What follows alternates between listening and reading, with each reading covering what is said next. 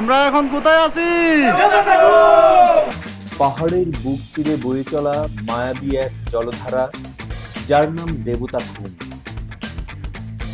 গত পর্বে আপনারা দেখছেন শিলবান্ধা পাড়া থেকে দেবতা খুমের প্রবেশ গেট পর্যন্ত আমাদের সেই তপ্ত রোদে হাঁটার গল্প।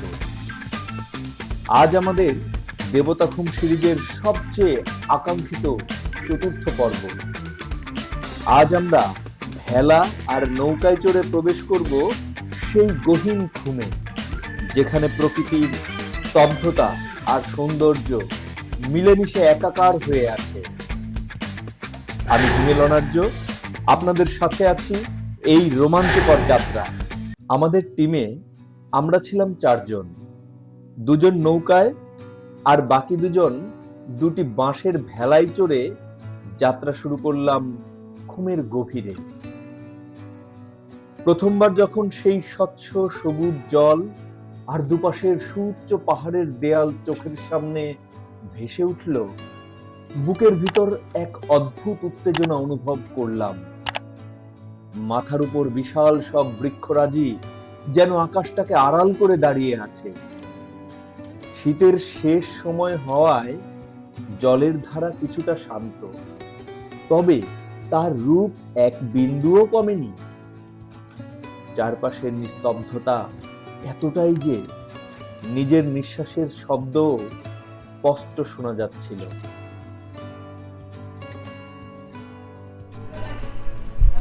বড় বড় পাথরগুলোকে নিচে ফেলে আমরা এগিয়ে চলেছি দেবতা খুমের মূল খুমের দিকে।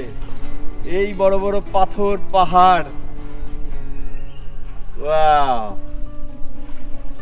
Yeah. It's a collusion. It's a collusion. আপনি কি দেখতে পাচ্ছেন? আর ওটা দেখা লাগবে না, দরকার নাই, আপনি চালান। হোক দু একটা দুর্ঘটনা, অসুবিধা কি? এখানে অনেক জল না নিচে? না, এইখানে তো বেশি জল না, সামনে জল, খুমের ভিতরে জল। এটা তো খুম না, এটা তো ঝিরি। ও স্বচ্ছ জলধারা, যে জলধারা বিখ্যাত, তার স্বচ্ছ জলধারার জন্য।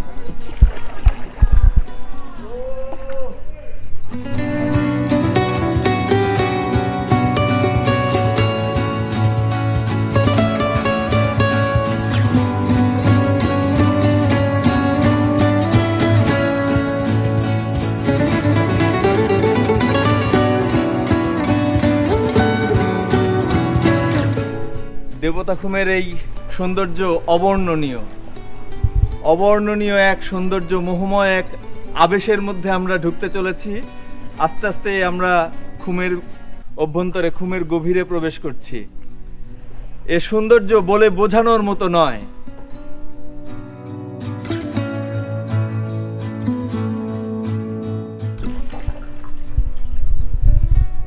অসাধারণ। শুধু আপনাদের জন্য এই কষ্ট করে 2 হাতে 2 ক্যামেরা নিয়ে আমরা ছবি তুলে যাচ্ছি বিশ্রামহীনভাবে।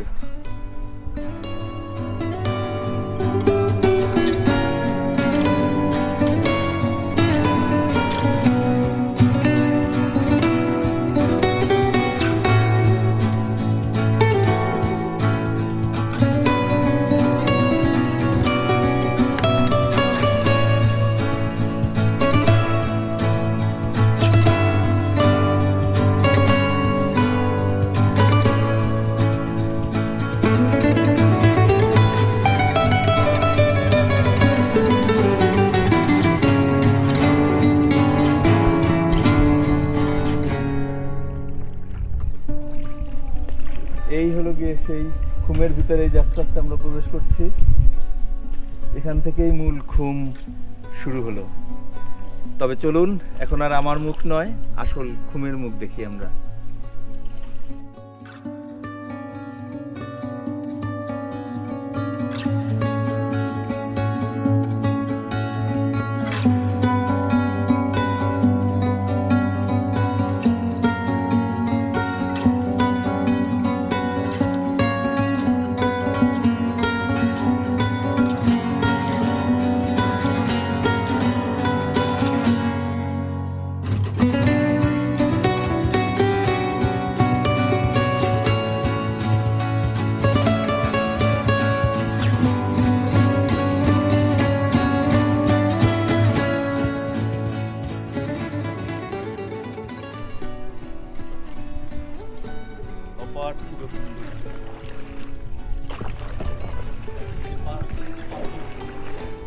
পোড়া পাথর।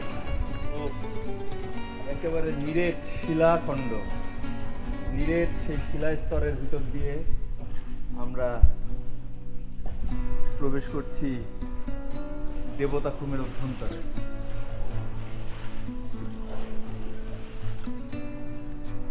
ভাষায় প্রকাশ করার মতো নয় এই সৌন্দর্য, এই সৌন্দর্য অপার্থিব। শুধু আমাকেই আপনারা দেখছেন, এর পিছনের যে কারিগর তাকেও একটু দেখে নিন। সবুজ আমাকে সার্বক্ষণিক এই ভ্রমণে সহযোগিতা করছে, আমার ভিডিওগুলো মেকিং করে দিচ্ছে। সবুজের জন্য সবাই শুভকামনা করবেন। সামনেই ওর ইন্টার্নশিপ শুরু হবে, ও যাতে সুন্দরবন ওর ইন্টার্নশিপ শেষ করতে পারে। আসুন আমরা এই অপার্থিব সৌন্দর্যটা দেখি। Oh my god, it's a huge, it's a huge fantasy, huge, it's a huge huge. Oh my god, আমি কোন দিক থেকে কোন দিক দেখাবো, আমি দিক খুঁজে পাচ্ছি না, আমি দেখানোর দিক খুঁজে পাচ্ছি না। ও পিছনে চলে যান, একেবারে শেষ মাথায় যাবেন।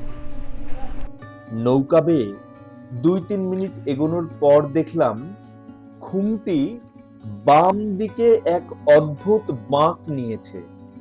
এই বাঁকের আগ পর্যন্ত সূর্যের তীক্ষ্ণ আলোকছটা বড় বড় গাছের পাতা ভেদ করে যখন সবুজ জলের উপর পড়ছিল, মনে হচ্ছিল কোনো মায়াবী পরিরাজ্যে চলে এসেছি।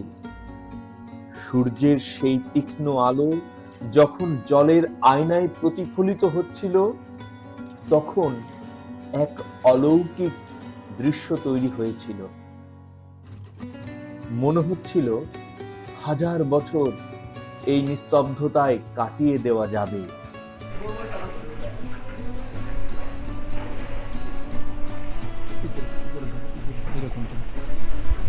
দেখো আলোগুলা ঠিক আসতেছে। ও ও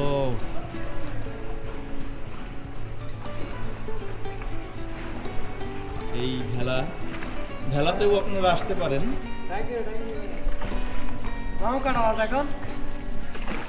কটা বাজে? এর সাথে ঘড়ি দেখার মতো অবস্থা নাই, ঘড়ির সময় দেখে আপনারা পারবেন না। চলে যান, যে আনন্দ উপভোগ করছেন।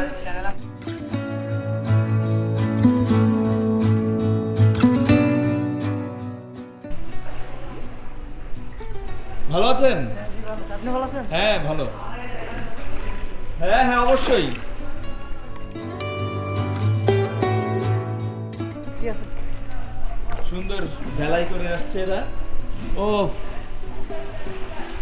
এই সৌন্দর্য চোখে দেখার ছিল, মানে এই জন্মে, মানে ঈশ্বর আমাকে যা দিল, যে সুন্দর সুন্দর জিনিস দেখার সুযোগ ঈশ্বর আমাকে দিল, এটা আসলে ঈশ্বরের প্রতি কৃতজ্ঞ না হয়ে পারা যায় না।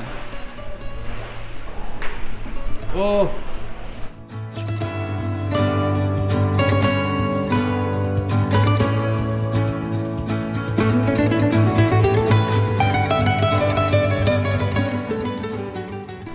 আস্তে আস্তে ঘুমের ভিতরে শুরু হয়ে যাচ্ছে। আমার পর্যটক ভাইয়েরা সবাই আগে যারা গিয়েছিল এখন ফিরে আসছে ভেলা নিয়ে। অনেক ঠান্ডা লাগছে। অনেক সুন্দর, অসাধারণ ভিউ, অসাধারণ ভিউ। এই ভিউ, বাজে গেছে, ব্লগে গেছে। এই ভিউ বলে বোঝানোর মতো নয়, এই সৌন্দর্য ভাষায় প্রকাশ করার মতো নয়। ভেলার সাথে নৌকার পলিউশন হয়েছে, এখন ভেলাটি নৌকার মধ্যে ঢুকে গিয়েছে, নৌকার তলায়। এটাই আনন্দ। ওই দিক থেকে ঠেলা ধরে, ওই যে ওইটাই ওইটাই। ঠিক আছে। এদিকে একটু দেখেন, আমাকে একটু ভাইরাল করে দিও। আমার পেজেন্ট বাংলাদেশের যারা পর্যটক এরকম গহীন গহীন জায়গায় এসছে, তারা সবাই ভাইরাল, ঠিক আছে? অবশ্যই, কারণ তাদের কষ্ট করার মানসিকতা আছে বিধায় তো এত কষ্ট করে এই জায়গাতে আসছে, তাই না? এই কষ্ট সার্থক হয়েছে, এটাই বড় কথা। এত সুন্দর একটা জায়গা, প্রকৃতির এত সুন্দর, বাংলাদেশে দেখার মতো যে এত সুন্দর জায়গা আছে, যারা এইসব জায়গায় আসে নাই তারাই শুধু মিস করবে, তাই না ভাই?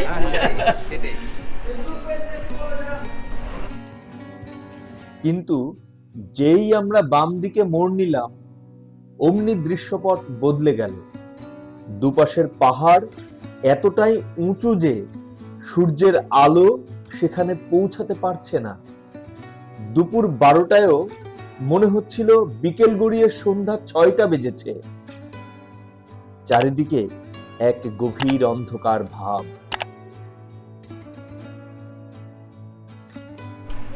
অসাধারণ এক খুম। এই খুম, এই যে হাত দিয়ে ধরো, দেখো কি ঠান্ডা। ও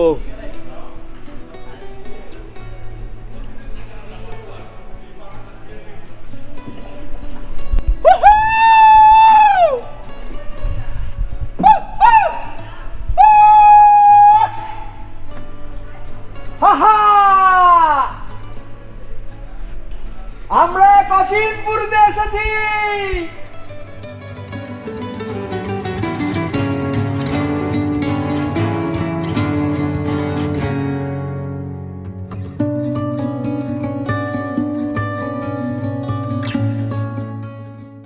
তবে আমি একটা জিনিস রিকমেন্ড করতে পারি, এই খুমে শীতকালে আসাটাই ভালো, কারণ শীতকালে এই জলটি স্বচ্ছ থাকে, একেবারে প্রাকৃতিক জল, একেবারে তলার গভীর পর্যন্ত দেখা যায়। আর বর্ষার দিনে এই খুমেও আসলেও সেটার একটা আলাদা সৌন্দর্য আছে, কিন্তু তখন জলটি থাকে একটু ঘোলা, কারণ পাহাড়ি জল এই যে এই দিক থেকে একেবারে বন্যার মতো ভেসে ভেসে আসে, এবং তখন সেই ঘোলা জলটি এই এখানকার সৌন্দর্যটাকে কিছুটা হলেও বিঘ্নিত করে। চলুন আমরা এখন নামি। এই পাথরের শেষ মাথা পর্যন্ত আমরা এসেছি। এই দেখুন, এই পথ দিয়ে আমরা আসলাম। ওয়াও, কি অসাধারণ! জল কম থাকায় আমরা পাথরের স্তূপের দেখা পেলাম কিছু দূর এগিয়েই। এখানে জলের গভীরতা একদমই নেই। আমরা নৌকা থেকে নেমে সেই পাথরের উপর দাঁড়িয়ে পড়লাম।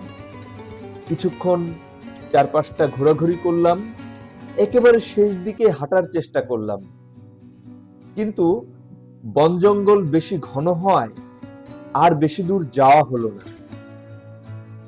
তবে এমন অপরূপ রূপ দেখে মনে হলো জীবন আজ সার্থক।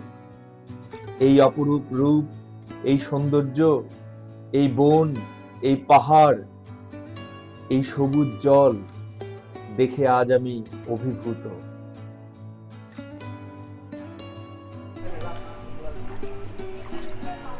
It seems we are in heaven, and we are the most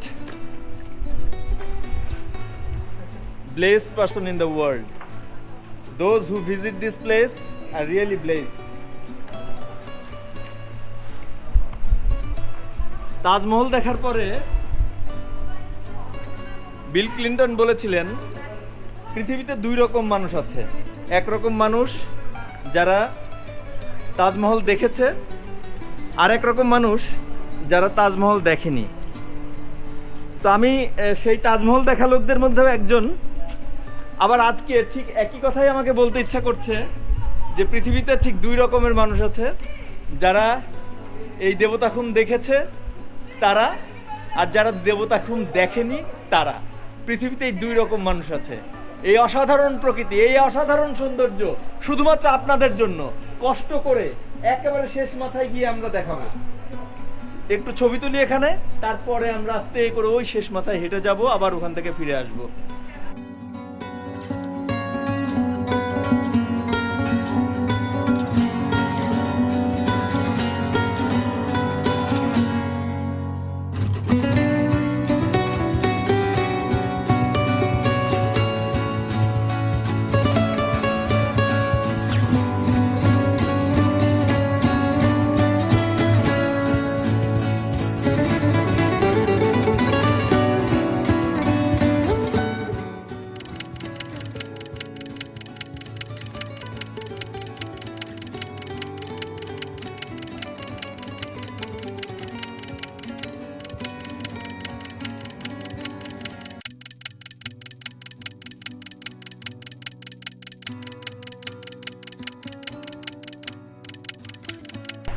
আমরা এই খুমের আরো গভীরে যাচ্ছি, দেখি এই খুমের ভিতরে আর কি আছে। এটি কেন এত বিস্ময়কর জিনিস তা আমরা আজকে এক্সপ্লোর করে আসছি। চলুন আমরা ভিতরে যাই।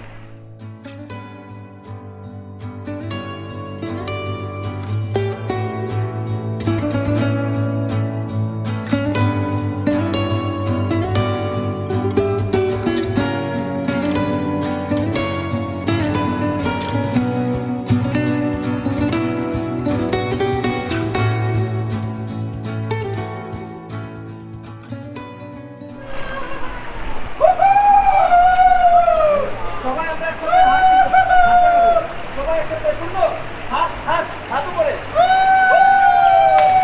এই কিরে কিরে পূর্ণ পূর্ণ দুর্ঘটনা শিকার, পূর্ণ দুর্ঘটনা শিকার। আমরা এখন কোথায় আছি? আমরা এখন কোথায় আছি? আমরা এখন কোথায় আছি?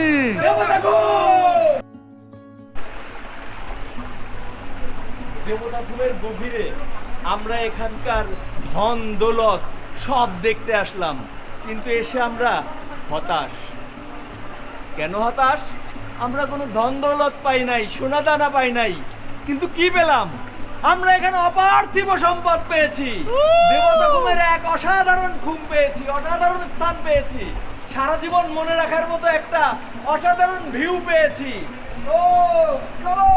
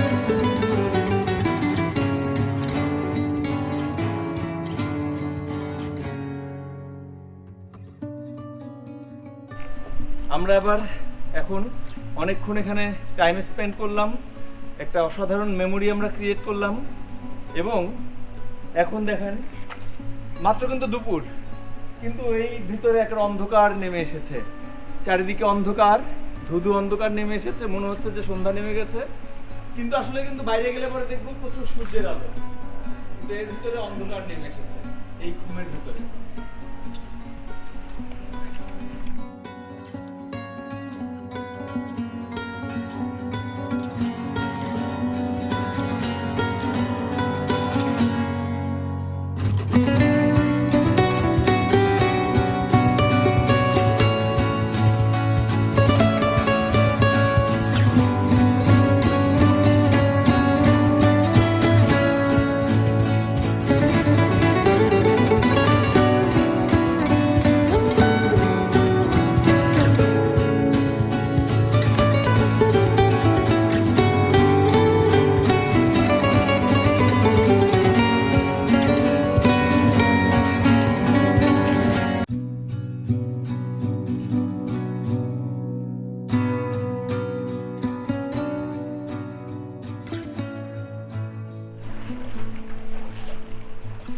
অসাধারণ এই দেবতা খুমের প্রকৃতি।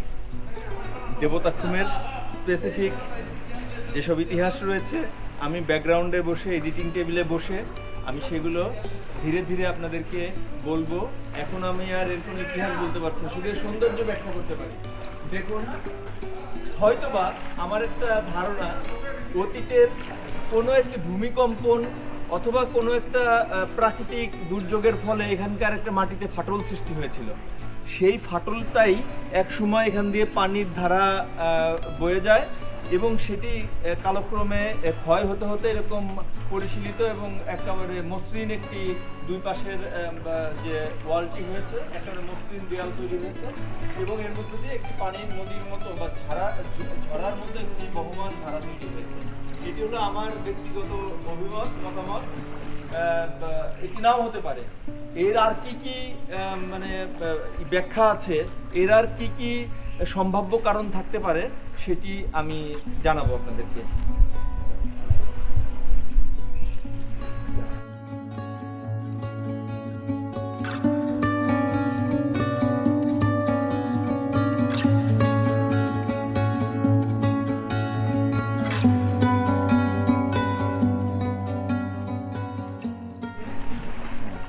দেখুন, এই ঝিরির মাঝখানে একটি বাঁক আছে। এই ঝিরিটা যে এই বাঁকের ভিতর দিয়ে আবার একটি, এইখানে মূলত পানি ক্ষয় হয়েছে অথবা ভূমিধস হয়েছিল কোনো এক সময়। এই জায়গাটাতে একটা ল্যান্ডস্লাইডের মাধ্যমে এই মাঝখানের এই ল্যান্ডটুকু যদি হঠাৎ করে আমাদের মাথার উপর যদি এইটুকু ভেঙে পড়ে, এখানে কিন্তু কিছু করার নাই। প্রকৃতি, আমরা প্রকৃতিকে যেভাবে মানে সবসময় প্রকৃতিকে আমরা মানে কষ্ট দেই, প্রকৃতিকে যেভাবে আমরা টর্চার করি, প্রকৃতি যদি হঠাৎ করে আমাদের উপরে কোনো টর্চার করে, এখনই কিন্তু আমি একটা এই যে প্রাকৃতিক বিপদের কথা বলতে গিয়ে বিপদের সম্মুখীন হয়েছিলাম। হ্যাঁ, আসলেই এই প্রকৃতির দুর্ঘটনার কথা বলে বোঝানো যায় না। এখানে থামো, এই আসো তোমরা তাড়াতাড়ি। এই জায়গাটিতে আমরা একটু ট্রানজিট আকারে নিব। আমাদের যে ভেলাগুলো আমরা নিয়েছি, আমরা দুটি ভেলা নিয়েছি এবং একটি নৌকা নিয়েছি। আমরা এখন একটু ভেলাতে করে এই ভিডিওগুলো করব। আপনি বসে নেবেন কিনা?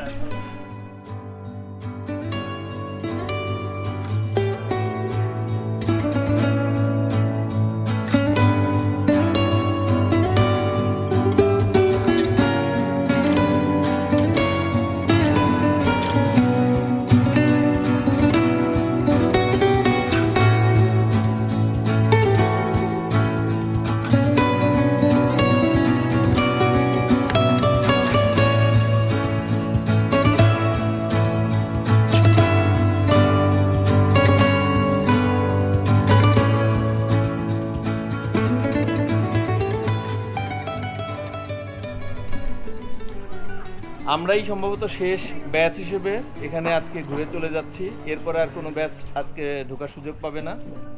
তারপরেও দেখা যাক, আসতেও পারে, বলা যায় না। ও সবুজ সবসময় শুধু ভিডিওই করে যাচ্ছে। পূর্ণ, আমি একটু এই জলের ছোঁয়াটা নেব, সেই জন্য আমি এখন নামবো। আমি এখন এই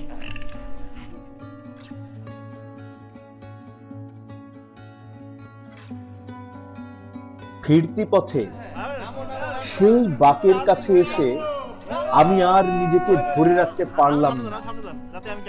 খুশির আতিশায্যে ঝাঁপ দিলাম সেই স্বচ্ছ গভীর জলে। উফ, সে কি হাড় কাঁপানো ঠান্ডা জল! মুহূর্তেই পুরো শরীর হিম হয়ে এলো। কিন্তু সাঁতার কাটার সময় এক অদ্ভুত ভয় কাজ করছিল।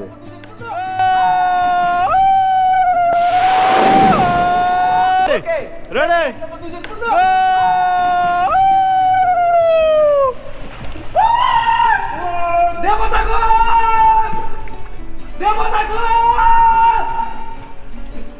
Oh, we are happy now! We are happy now! We are the happiest person in the world! This is the heaven! This is the happiest place! অনেক ঠান্ডা জল, অনেক ঠান্ডা জল এর ভিতরে। ও মনে হচ্ছে কাশ্মীরের বরফ গলা জল এখানে নেমে এসেছে। সেই ও এর অনেক গভীরতার চেষ্টা করে একটু দেখি। আচ্ছা, আমাদের এই যে বাসটা আছে, এই বাসটা দিয়ে একটু দেখি। ও, এই যে মনে হচ্ছিল নিচ থেকে কোনো অশরীরী হাত আমাদের পা টেনে ধরবে না তো। এই খুম নিয়ে স্থানীয়দের অনেক কুসংস্কার আছে। কেউ বলে এখানে অদৃশ্য শক্তির বাস, আবার কেউ বলে বিশাল কোনো অজগর বা অ্যানাকোন্ডা সাপ ঘাপটি মেরে আছে এর গভীরে। এক মুহূর্তের জন্য মনে হলো কোনো সাপ যদি পা কামড়ে নিচের দিকে টেনে নিয়ে যায়। বাসের যে গভীরতা, এই যে বাস, এখানকার জলের গভীরতা নিয়ে অনেক কথা প্রচলিত আছে। পুরো বাসটা লেগে গেছে আমরা নিজেরাও পরীক্ষা করে দেখলাম। দুটি বড় নৌকার লগি বা বাঁশ একসাথে জোড়া দিয়েও আমরা এর গভীরতা বা মাটি স্পর্শ করতে পারিনি। এর অতল রহস্যময় জলের নিচে কি আছে তা ভাবতেই গা ছমছম করে ওঠে। No, it's not possible. It's not possible. ও কেউ চেষ্টা করবেন না এর গভীরে যাওয়ার। ও দম থাকে না কিন্তু। ও ওকে ডান ডান কিন্তু ড্রোন তো এখানে নেট পাইতো না। ড্রোনে আহে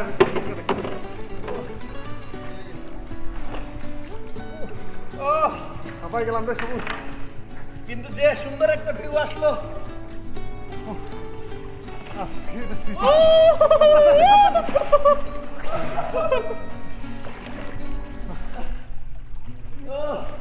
নিজেকে কন্ট্রোল করতে পারলাম না। নামবি স্নান করে নেন, আর কিন্তু স্নান করা হবে না আজকে। আজকে স্নান করা হবে না আর। কিছুক্ষণ সাঁতরে আমরা আবার ভেলায় উঠে পড়লাম।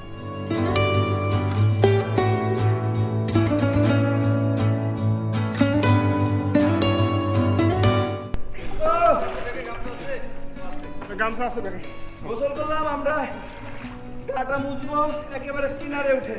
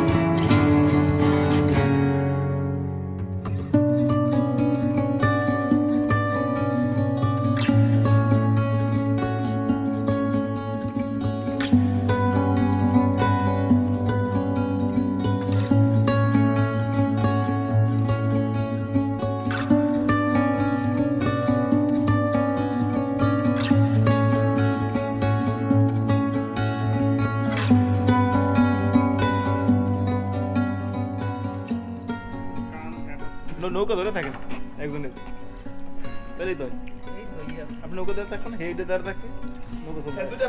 হ্যাঁ। আপনি নৌকা চালান, তাহলে একসাথে তিনটা যাবে। দুই পাশ থেকে দুইজনই করি।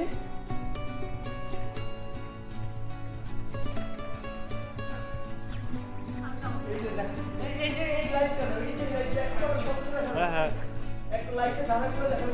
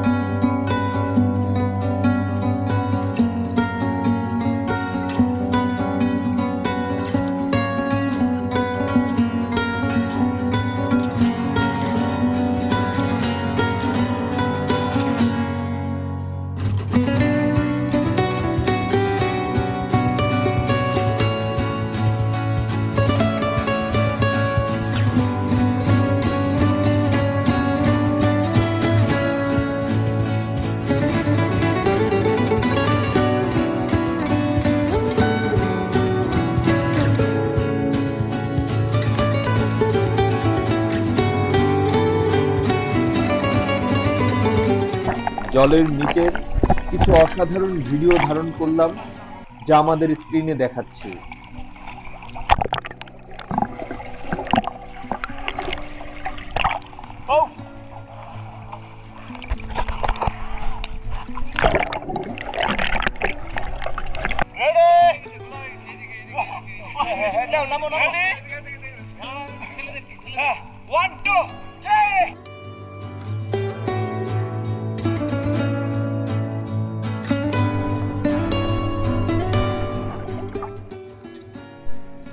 আমাদের জয় দাদা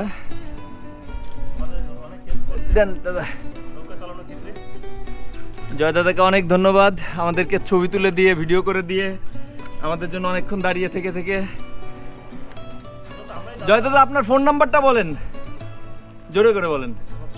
হ্যাঁ, 016-325 ওখানে লেখা আছে না? আচ্ছা, তাহলে আমরা নেমে আপনার ফোন নাম্বার নিচ্ছি। আমরা এই প্রাকৃতিক সৌন্দর্যটা একটু দেখি। ক্যামেরাম্যান এখন মাথায় রেস্টে আছে। এই এলাকায় আমাদের অনবদ্য ক্যামেরাম্যান সারাক্ষণ ক্যামেরায় আমাকে সামনে রেখে নিজে পিছনে ছিল। দেখুন এই ক্যামেরাম্যানকে আমি অনেক কষ্ট করে পেয়েছি, কারণ তার ইন্টার্নি শুরু হবে সামনে, তার রেগুলার এডুকেশন শেষ হয়েছে, যে কারণে সে আমাকে অ্যাকম্পানি করছে এই ট্যুরে। আমার এই ক্যামেরাম্যানকে নিয়ে আমার সামনে আরও 2-3টা ট্যুর করার ইচ্ছা আছে। 1 নাম্বার ট্যুর হলো কুয়াকাটা, 1 নাম্বার ট্যুর শেষ করলাম। 2 নাম্বার ট্যুর হবে কুয়াকাটা। 3 নাম্বার ট্যুর হতে পারে বান্দরবানেরই, হয়তো থানচির দিকে অথবা কংলাকের দিকে। তারপর ক্রিস্তং, রুংরাং এদিকে হতে পারে। আরেকটি হবে কক্সবাজারের দিকে। এরা খেলা করাই দিয়েছে দিদি। এরা একের পর এক ঘটনা ঘটিয়েই চলেছে। অঘটন ঘটন পটিয়সী দল। এটা না, এবার একটু ধরো। এই দল অনভিজ্ঞ দল, অঘটন ঘটন পটিয়সী দল বারবার পড়ে যাচ্ছে এই থেকে, জলে যেন না পড়ে।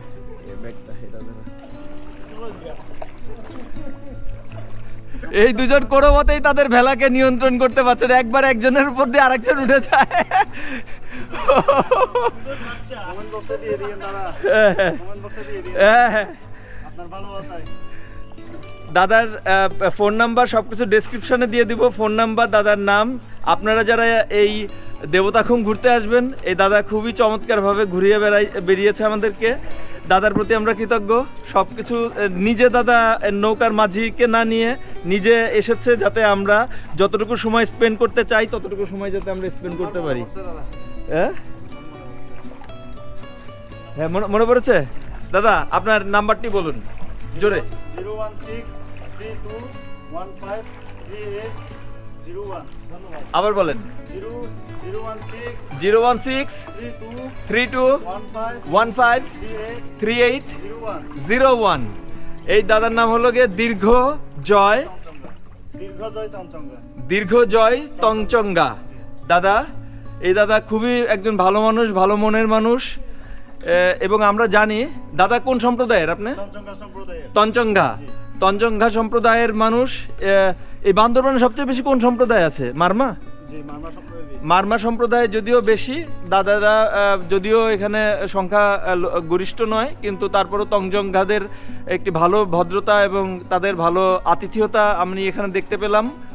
এটি একটি সুন্দর জিনিস। আসলে পাহাড়িদের বা আদিবাসীদের আতিথেয়তা সবসময়ই ভালো। আমরা নিজেরা পাহাড় নষ্ট করি, পাহাড় ধ্বংস করি, এই পাহাড়ি আদিবাসীদের জমি দখল করি। সেই কারণেই কিন্তু পাহাড়ি এবং সমতলের মানুষের যে সবসময় যুগে যুগে একটি বৈষম্য এবং ক্লাশ চলে আসছে, একটি সবসময় ভয়াবহ একটি অবস্থা বিরাজমান। আশা করব আমরা যারা সমতলের মানুষ তারা এদের প্রতি আরও সহানুভূতিশীল হব, শ্রদ্ধাশীল হব। তাদের জন্য নিরাপদ একটি বাসযোগ্য জায়গা যেন আমরা রাখতে পারি, তাদেরকে যেন শ্রদ্ধার চোখে দেখতে পারি, ততটুকু আমাদের খেয়াল রাখতে হবে। দেখতে পাচ্ছি এক নীল স্বচ্ছ জলের ধারার নিচ দিয়ে পাথর, এক স্পষ্ট দেখা যাচ্ছে এই পাথরগুলো। অসাধারণ অসাধারণ এই পাথরের ভিউগুলো। ওফ,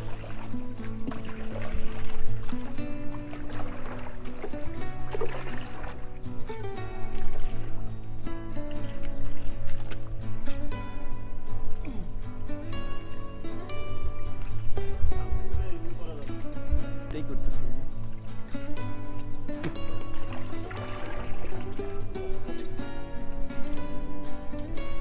এই দেখুন কত বড় একটা পাথর। আমরা যেমন ওই থানচি থেকে তিন্দু যাওয়ার পথে বা ওই রিমার্কি যাওয়ার পথে যেমন বড় পাথর রাজা পাথর বলে একটা বিষয় আছে না, অনেকটা সেই রকম একটি জায়গা আমরা এখানে পার হচ্ছি। অনেকটা মানে সব পাথর একেবারে নিচ দিয়ে মানে ভর্তি, একটার পর একটা একটার পর একটা পাথরে পাথরে পাথরে পাথরে ভর্তি। আর আমরা সেই পাথরকে কেটে কেটে সামনের দিকে এগিয়ে চলছি। এক অসাধারণ যাত্রাপথ আমরা শেষ করতে যাচ্ছি। এখানে এই নৌকাটি রাখার সাথে সাথেই আমাদের এই যাত্রাপথটি প্রাথমিকভাবে শেষ হবে। তবে কোনো কিছুই শেষ নয়, শেষ বলতে কোনো কিছু নেই। এবার আমার সাথে ড্রোন ছিল না, এর পরের বার আবার যখন আসবো এর প্রেমে পড়ে গেলাম, আমি এই দেবতা ঘুমের প্রেমে পড়ে গেলাম। এর পরের বার আমি যখন আসবো অবশ্যই আমার সাথে ড্রোন থাকবে এবং আমি একটি স্কাই ভিউ, বার্ড ভিউ থেকে আমি এই পুরো জায়গাটিকে দেখাবো এবং তখনও আমাদের সাথে জয়দা থাকবেন আশা করি।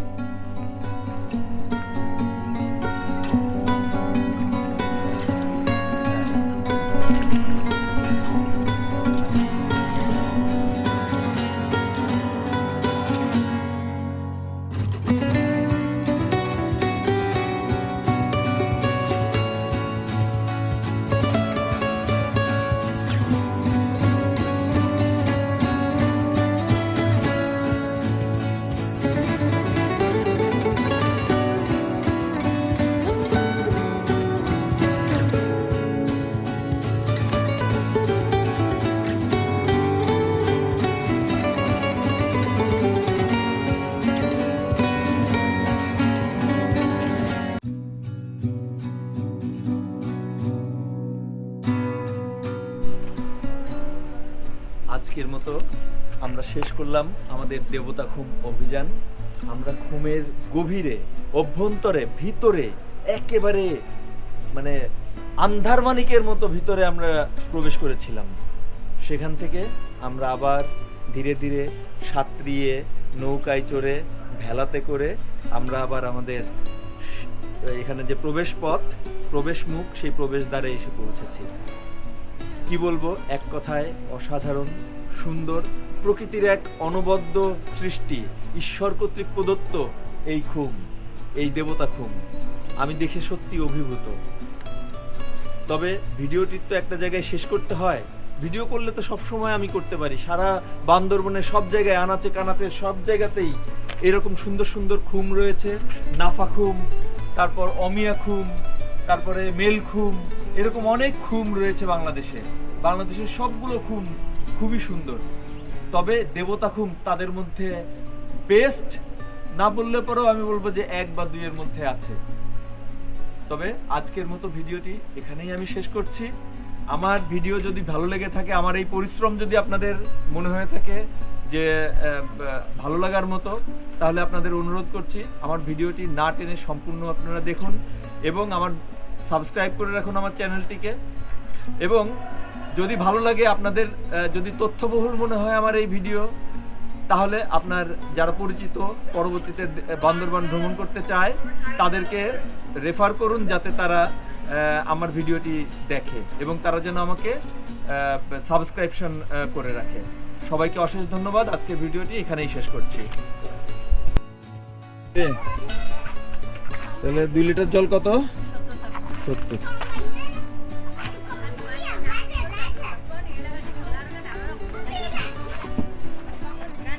গরম চা আছে?